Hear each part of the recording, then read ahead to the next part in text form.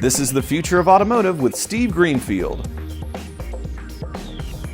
Hi there. Welcome back to the latest episode of the Future of Automotive on CBT News, where we put recent automotive and mobility news into the context of the broader themes impacting the industry. I'm Steve Greenfield from Automotive Ventures, and I'm very glad that you could join us this week. Erin Kerrigan from Kerrigan Advisors just published the findings of their 2025 OEM Survey, a study that polls some of the top talent in automotive executive leadership on industry trends. According to the Kerrigan Survey, 76% of automakers believe that the Chinese car makers will eventually begin selling vehicles in America.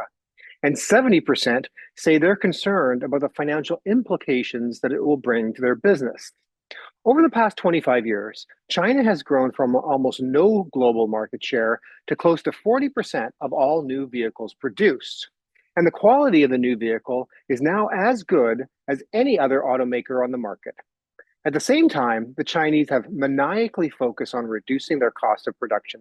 In many cases, they can build a comparable car for about 70% of the production costs of the legacy automakers. Finally, and maybe most concerningly, the Chinese innovation cycle is dramatically faster than the legacy OEMs. Historically, it took an automaker about 4 years from concept car to production. The Chinese can do this in less than a year, so they simply get more learning cycles in. So, with cheap, high-quality vehicles, it's no wonder that the legacy automakers are worried about if and when Chinese autos hit the US market. From my perspective, these prohibitively high tariffs are simply a short-term band-aid to protect the legacy OEMs. In the medium term, I expect, similar to the majority of automakers, that we will see mainstream Chinese brands for sale on American soil. How this plays out is up to us. My suggestion is to figure out how to co-opt the Chinese, encourage them to build factories in the US, but only in JV partnership with our legacy brands. Ensure that there's both a revenue share and intellectual property sharing, so our American automakers both benefit economically and learn how the Chinese have figured out how to build dramatically cheaper cars and maintain a lightning fast innovation cycle that the legacy automakers currently just can't match. If we can navigate getting Chinese vehicles into the US, the consumer will benefit from a source of cheap, high quality vehicles at a price point they can afford. And franchise dealers should benefit if they're able to represent these new Chinese brands as their sales and service channel. So with that, let's transition to our companies to watch. Every week, we highlight interesting companies in the automotive technology space to keep an eye on.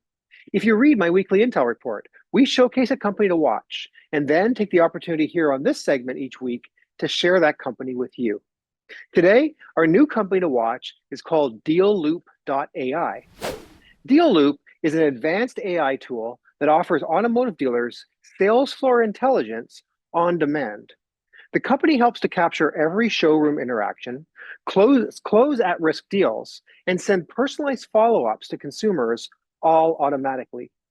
DealLoop provides sales managers with real-time visibility into every conversation happening on the sales floor. The product then automatically crafts customized follow-up messages that address each customer's specific concerns. Because they're able to identify real-time customer objections, they enable real-time closer intervention. If you'd like to learn more about DealLoop, you can check them out at www.dealloop.ai. So that's it for this week's Future of Automotive segment. If you're an auto tech entrepreneur working on a solution that helps car dealerships, we want to hear from you. We are actively investing out of our dealer fund. Don't forget to check out my first book, The Future of Automotive Retail, and the new book, The Future of Mobility, both of which are available on Amazon.com. Thanks as always for your ongoing support and for tuning into CBT News for this week's Future of Automotive segment, and we'll see you next week. Thanks for watching the Future of Automotive with Steve Greenfield.